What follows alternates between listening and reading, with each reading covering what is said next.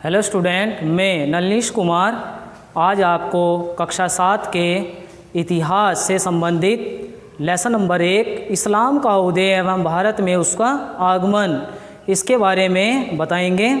सबसे पहले इस्लाम धर्म की शुरुआत कहाँ से हुई और किसने की। सबसे पहले मक्का नामक शहर में सन 570 ईस्वी में हजरत मोहम्मद साहब का जन्म हुआ था। यह मक्का नामक शहर अरब देश में है। उस समय अरब में अनेक छोटे छोटे कबीले थे जो लगातार एक दूसरे से लड़ते रहते थे। ये लोग बहुत सारे देवी देवताओं की पूजा करते थे। मोहम्मद साहब इन कबीलों के बीच आपसी सौहार्द एवं भाईचारा बढ़ाने के लिए अनेक संदेश देते थे। वे कहते थे कि सबका ईश्वर एक है, एक ही ईश्वर की हमें उपासना करनी चाहिए। मोहम्मद साहब ने कहा कि अल्लाह को मानने वाले सब लोग बराबर हैं और सभी लोग एक हैं। इस्लाम को मानने वाले लोग दिन में 5 बार अल्लाह यानी ईश्वर से प्रार्थना करते हैं। इसे हम नमाज पढ़ना कहते हैं। इस्लाम के 3 बुनियादी सिद्धांत थे। नंबर 1 समता, नंबर 2 समानता, नंबर 3 बंधुत्व।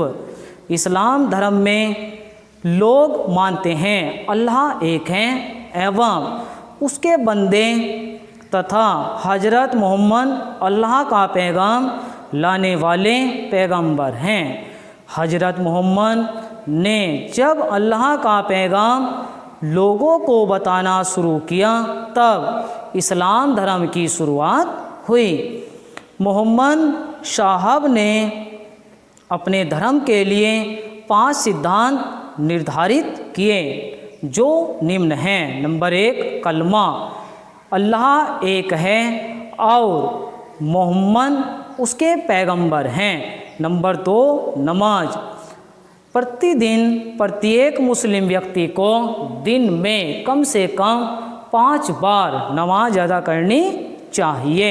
नंबर 3 रमज़ान, मुस्लिम व्यक्ति को प्रत्येक रमज़ान के पवित्र महीने में रोज़ा रखना चाहिए। नंबर 4 ज़कात, प्रत्येक मुस्लिम व्यक्ति को अपनी आय का 2.5% भाग गरीबों की सहायता के लिए देना चाहिए। नंबर 5 हज, पूरे जीवन में सभी मुस्लिम व्यक्तियों को एक बार मक्का की तीर्थ यात्रा करनी चाहिए। शुरू में मक्का शहर के कई लोगों ने मोहम्मद साहब की इन बातों का विरोध किया, यहाँ तक कि मोहम्मद साहब को मक्का छोड़कर 622 ईस्वी में दूसरे शहर मदीना जाना पड़ा था। उनका यह जाना हिजरत कहलाया गया। इसी समय से मुसलमानों का हिजरी संवत प्रारंभ होता है। धीरे धीरे अरब के सारे कबीले मोहम्मद साहब की बातें मानने लगे। इस्लाम धर्म अरब देश से शुरू होकर दुनिया के कई देशों में फैला। बहुत से लोगों ने इस्लाम धर्म अपनाया। सन 1000 तक यह धर्म बहुत से स्थानों पर फैलता चला गया। भारत में इस्लाम धर्म समय समय पर कई तरह से आया व फैला। जैसे अरब व्यापारियों के माध्यम से मोहम्मद बिन कासिम द्वारा सिंध पर अपना राज्य स्थापित करने से, ईरानी शरणार्थियों और सूफी संतों के आने से भारत में इस्लाम धर्म के प्रसार के प्रमुख कारण निम्नलिखित थे। नंबर 1 कई अरब व्यापारी जो इस्लाम धर्म को मानते थे भारत के पश्चिमी तट पर व्यापार करने आते थे। वहाँ के बंदरगाहों में वे छोटी छोटी बस्तियाँ बनाकर रहते थे। राजाओं ने उन्हें बसने में मदद की, उन्हें अपने घर, गोदाम और मस्जिद बनाने के लिए ज़मीन भी दी। इन व्यापारियों के प्रभाव से आसपास के कई लोग मुसलमान भी बने। जब भारत के लोगों ने इस्लाम धर्म अपनाया तब भी अपने कई पुराने रीति रिवाजों और रस्मों को बनाए रखा। इसी कड़ी में नंबर 2, भारत के पश्चिम में इस्लाम धर्म एक घटना के कारण आया। मोहम्मद बिन कासिम ने जब सिंध पर अपना राज्य स्थापित किया तो उसके साथ कई अरब लोग सिंध और मुल्तान में बसे। उनके कारण वहाँ के लोगों को इस नए धर्म के बारे में पता चला। नंबर 3, भारत के उत्तरी हिस्सों में इस्लाम धर्म की जानकारी ईरानी शरणार्थियों के द्वारा आई। सन 900 के लगभग ईरान देश पर तुर्क कबीले हमले कर रहे थे। इन हमलों से बचने के लिए कई ईरानी लोग भारत आए। उनमें कई लोग कारीगर भी थे और कई लोग शांत भी थे। कुछ सिपाही भी आए जो राय राणाओं की सेनाओं में शामिल हो गए। ये ईरानी लोग मुसलमान थे। इनके संपर्क में आकर बहुत से लोगों को इस्लाम के बारे में जानकारी मिली। आइए आगे चलते हुए मिलने जुलने के क्या फ़ायदे भारत से मुस्लिमों को हुए। बाहर से आने वाले ये लोग अपने साथ अपने यहाँ के रीति रिवाज व धर्म ही अपने शिल्प, कारीगर, पहनावा, खान पान के तौर तरीके भी लेकर आए थे। उनके साथ उठने बैठने मिलने जुलने से भारत के लोगों ने उनसे कई बातें सीखी और उन्हें अपनाया भी।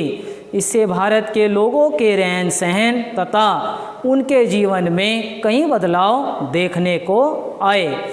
साथ साथ उन्होंने भी भारत के कई विषय में जानकारियाँ प्राप्त की। तुर्क आक्रमण के समय भारत की क्या स्थिति, आइए इस पर भी एक नज़र डालें। उत्तर भारत में इस्लाम के आगमन के समय कोई शक्तिशाली शासक नहीं था, लेकिन 11वीं शताब्दी के प्रारंभ में भारत वर्ष से 100 से भी अधिक छोटी राजनीतिक इकाइयों अथवा राज्यों में विभक्त हो चुका था, जिन पर कई छोटे बड़े राजा और सामंत शासन करते थे। इनमें अधिकांशतः राजपूत थे। अतः इस युग को हम राजपूत युग भी कह सकते हैं। समाज जाति पाति तथा भेदभाव के बंधन पर आधारित था। इस समय जाति व्यवस्था में और अधिक कठोरता आती गई। भारतीय समाज अपने खान पान एवं आचार विचार को श्रेष्ठ समझता था। अतः दूसरे देशों में क्या हो रहा है उससे परिचित होने का न प्रयास किया गया और न ही लाभ उठाया गया। तुर्क आक्रमण के समय भारत में क्या स्थिति चल रही थी, आइए इस पर भी टिप्पणी डालें। उन दिनों भारत में कई छोटे बड़े राजा और सामंत थे। भारत में चौहान, तोमर, गहड़वाल, चंदेल, चालुक्य जैसे राजपूत वंशों के राज्य थे।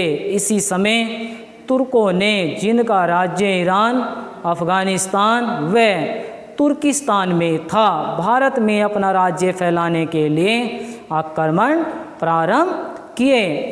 महमूद गजनवी का भारत पर जब आक्रमण हुआ उस समय की स्थिति क्या थी, आइए देखें। तुर्क लोगों द्वारा पहला बड़ा हमला तब हुआ जब गजनी राज्य के महमूद गजनवी के नाम के तुर्क राजा ने भारत पर हमला किया, पर वह भारत में राज्य नहीं करना चाहता था। उसकी नज़रें ईरान, अफ़गानिस्तान व खुरासान के इस क्षेत्र में ही दूसरे तुर्क राज्यों को हड़पने की थी। जब महमूद गजनवी भारत में राज्य नहीं करना चाहता था तो फिर वह भारत क्यों आया? इसलिए कि वह अपनी सेना बनाने के लिए धन जुटाने की कोशिश कर रहा था। इस कोशिश में उसने सन 1000 से सन 1025 तक 17 बार विभिन्न राजपूत राज्यों पर आक्रमण किया। उसने कई राजाओं को हराकर उनके धन पर कब्जा भी किया। उन मंदिरों और बौद्ध मठों को तोड़ा व लूटा जिनमें बहुत अधिक धन दौलत इकट्ठा हुई थी।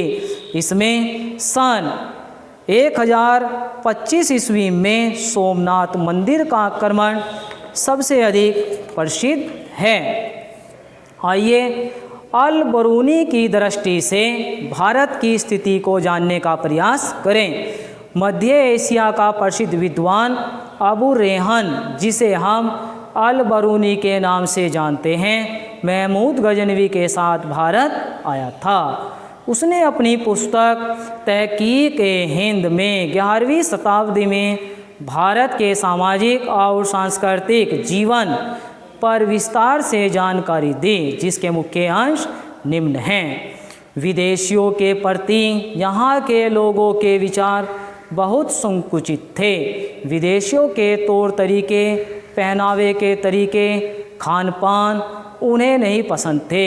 इन्हीं कारणों से वे म्लेच्छ कहते थे। भारत के लोग अपने अपने पारंपरिक व्यवसायों को ही अपनाते थे। सभी को भोजन अलग थाल में परोसा जाता था, वे एक थाल में नहीं खाते थे। इससे आगे मोहम्मद गौरी का आक्रमण जब हुआ तब भारत की स्थिति क्या थी, आइए जानें। मोहम्मद गौरी अफ़गानिस्तान में गौर नामक जगह से आया था। उसने सबसे पहले पंजाब में मुल्तान शहर पर आक्रमण किया और मुल्तान को हथिया लिया। फिर राजस्थान के रेगिस्तान से होते हुए वह गुजरात की तरफ बढ़ा, जहां चालुक्य वंश के राजा भीम से उसे पराजित होना पड़ा। मोहम्मद गौरी ने इस पराजय से हिम्मत नहीं हारी। 1190 ईस्वी तक पूरे पंजाब पर उसका अधिकार हो गया और वह बठिंडा से शासन चलाने लगा। इसके बाद पृथ्वीराज के बारे में प्रकाश डालते हैं। जिन दिनों मोहम्मद गौरी भारत पर हमला कर रहा था, उन्हीं दिनों अजमेर के चौहान वंश के राजा भी अपने राज्य का विस्तार करने में लगे हुए थे। तुर्क राजाओं की तरह राजपूत राजा भी आपस में लड़ते रहते थे। चंदेल शासक पर जीत के बाद पृथ्वीराज कन्नौज के गहड़वाल राजा जयचंद से लड़ना चाहता था, किंतु वह शक्तिशाली था। अतः राज्य बढ़ाने के लिए पृथ्वीराज गुजरात की तरफ बढ़ चला। गुजरात के शासक भीम ने पृथ्वीराज को भी हरा दिया। भीम से हारकर पृथ्वीराज दिल्ली लौट आया तथा पंजाब की ओर अपना राज्य बढ़ाने के लिए सोचने लगा, जहां मोहम्मद गौरी का राज था। अतएव स्वाभाविक था कि पृथ्वीराज और मोहम्मद गौरी के बीच युद्ध होना संभव है।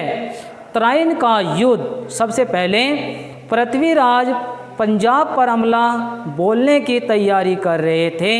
यह सुनकर मोहम्मद गौरी भी पंजाब की ओर बढ़ा। दोनों राजाओं की सेना के बीच तराइन नामक स्थान पर 1191 ईस्वी में युद्ध हुआ। इस युद्ध में मोहम्मद गौरी हार गया और अपनी जान बचाकर भाग खड़ा हुआ। पृथ्वीराज ने पंजाब को अपने राज्य में मिला लिया। मोहम्मद गौरी 1 साल तक शांत रहा और इसी बीच उसने अपनी सेना की ताकत जुटाई। 1192 ईस्वी में गौरी ने फिर से पृथ्वीराज पर आक्रमण किया। पृथ्वीराज ने आसपास के राजाओं से मदद मांगी और 3 लाख से अधिक सैनिक इकट्ठा किए। दूसरी ओर गौरी के पास सैनिक तो केवल 1,20,000 थे, परंतु उसके पास घुड़सवारों का एक मजबूत दस्ता था। घोड़े और घुड़सवार दोनों मजबूत इस्पात के कवच से लैस थे। वे बड़ी फुर्ती से आक्रमण कर सकते थे। तेज गति से घोड़े दौड़ाते हुए उन्हें तीरंदाजी में भी निपुणता प्राप्त थी। पृथ्वीराज की तरफ से आक्रमण शुरू हुआ और उसके हाथी तेजी से आगे बढ़कर गौरी की सेना को कुचलने लगे। इतने में मोहम्मद गौरी के घुड़सवारों ने आगे बढ़कर तीनों तरफ से हाथियों को घेर लिया और उन पर तीरों की वर्षा शुरू कर दी। घायल हाथी न आगे भाग पाए, न दाएं न बाएं, अतः वे घायल हाथी बड़ी तेजी से पीछे मुड़कर भागने लगे। पृथ्वीराज की सेना चारों ओर से घिर गई और उसे मोहम्मद गौरी की सेना से पराजित होना पड़ा। इस तरह सन 1192 का तराइन युद्ध निर्णायक युद्ध हुआ। मोहम्मद गौरी की जीत ने तुर्कों के लिए भारत के द्वार खोल दिए, जिससे सल्तनत काल की शुरुआत हुई। प्रिय छात्रों, अगर यह पाठ आपकी समझ में किसी भी तरीके से नहीं आ रहा है तो आप स्कूल कॉलेज से संबंधित जो नंबर आपके पास है उससे आप कांटेक्ट कर सकते हैं। धन्यवाद।